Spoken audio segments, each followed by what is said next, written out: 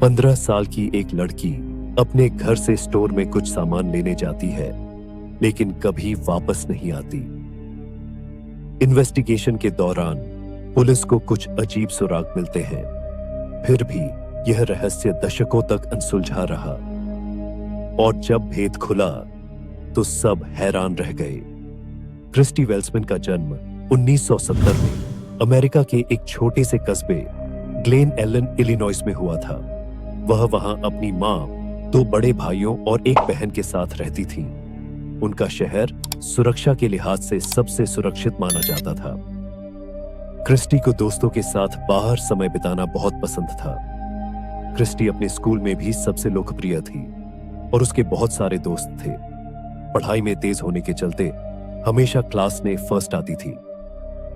साल 1985, 15 वर्षीय क्रिस्टी 21 जुलाई को क्रिस्टी शाम के 3:30 पर स्कूल से घर पहुंचने के कुछ देर बाद उसकी मां ने नजदीक ही एक स्टोर से सोडा और कुछ चॉकलेट के लिए भेजा। लेकिन काफी समय बीतने के बाद भी क्रिस्टी वापस नहीं आई। उसकी मां ने सोचा कि शायद उसके दोस्त मिल गए होंगे और उनके साथ खेलने चली गई होगी। उस जमाने में तो मोबाइल फोन भी नहीं होते थे कि किसी को फोन ही कर लिया जाए। लेकिन उसके पास इंतजार करने के अलावा कोई चारा नहीं था। शाम होते होते उसकी चिंता और बढ़ने लगी, लेकिन कहीं भी क्रिस्टी का कोई अता पता नहीं था।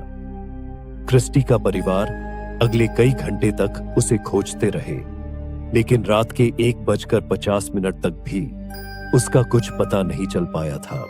अब उन्होंने पुलिस से संपर्क करने का फैसला किया। पुलिस भी तुरंत सर्च में जुट गई।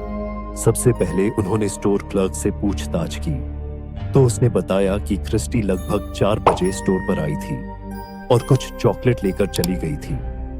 लेकिन उसे नहीं पता था कि वह जा कहां रही है।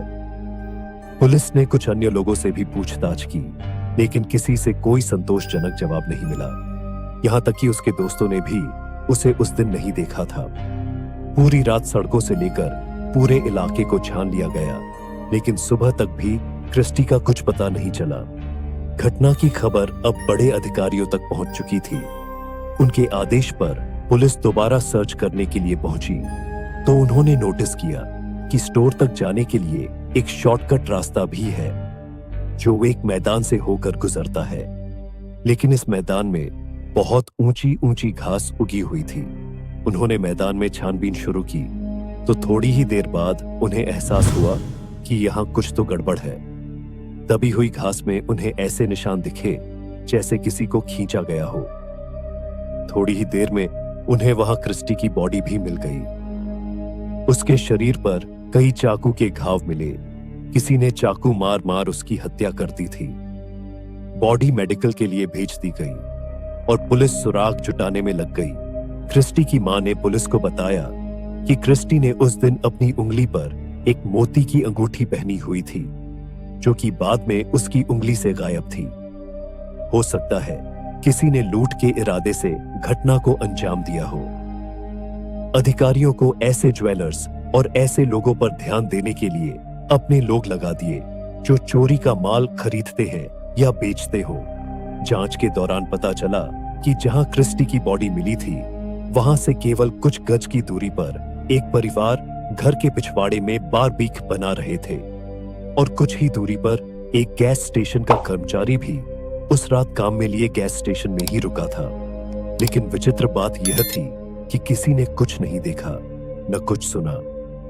कई संदिग्धों से पूछताछ की गई, लेकिन इस घटना के 3 साल बीत जाने के बाद भी पुलिस को कोई सफलता नहीं मिली। कहानी में असल मोड़ तब आया जब 1988 में दोबारा इस केस की फाइल खोली गई। डिटेक्टिव्स ने उन सभी लोगों से डीएनए सैंपल इकट्ठा करने का फैसला किया जो वर्षों से क्रिस्टी के मामले में संदिग्ध थे। कई लोग सहयोग करने के लिए सहमत हो गए, लेकिन एक व्यक्ति था जिसने डीएनए सैंपल देने से इनकार कर दिया। डैन हेनरी नाम का यह 34 वर्षीय व्यक्ति उसी इलाके का रहने वाला था जहां क्रिस्टी की बॉडी पाई गई थी। अब हेनरी पुलिस के रडार पर आ चुका था, लेकिन पुलिस को उसका डीएनए प्राप्त करने के लिए अदालत के फैसले तक का इंतजार करना पड़ा। हेनरी अदालत में इस बात पर जोर देता रहा कि वह निर्दोष है। इस मामले में उसका कोई लेना देना नहीं है। हालांकि उस पर अदालत की अवमानना का आरोप लगाया गया और कई दिन तक जेल में भी रखा गया। उसके बाद ही हेनरी अपना डीएनए सैंपल देने के लिए सहमत हुआ, लेकिन उनका डीएनए हत्यारे के सैंपल से मेल नहीं खाया और हेनरी को रिहा कर दिया गया। समय बीतता गया और 30 साल तक यह केस यहीं अटका रहा। लेकिन 2015 में एक दिन अचानक ऐसा हुआ जिसकी किसी को भी उम्मीद नहीं थी।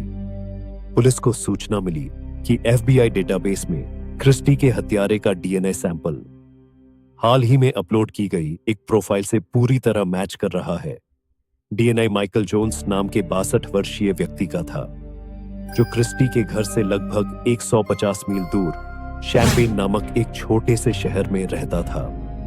घरेलू हिंसा के लिए गिरफ्तार किए जाने के बाद उसका डीएनए डेटाबेस में जोड़ा गया था, लेकिन उसका नाम क्रिस्टी केस में पहले कभी नहीं आया ना तो वह कोई संदिग्ध या गवाह था। लेकिन माइकल जोन्स का एक लंबा आपराधिक इतिहास था। माइकल एक सनकी किस्म का आदमी था और कई बार जेल की हवा भी खा चुका था। जांच में पता चला कि उस दिन अचानक वह उस इलाके से गुजर रहा था जहां क्रिस्टी का घर था। क्रिस्टी को अकेला देखकर पागलपंथी में उसने इस घटना को अंजाम दिया और चुपचाप वहां से फरार हो गया। कोर्ट ने उसे आजीवन कारावास की सजा सुनाई और इस तरह आखिर 30 साल बाद हत्यारे को अपने कर्मों की सजा मिली।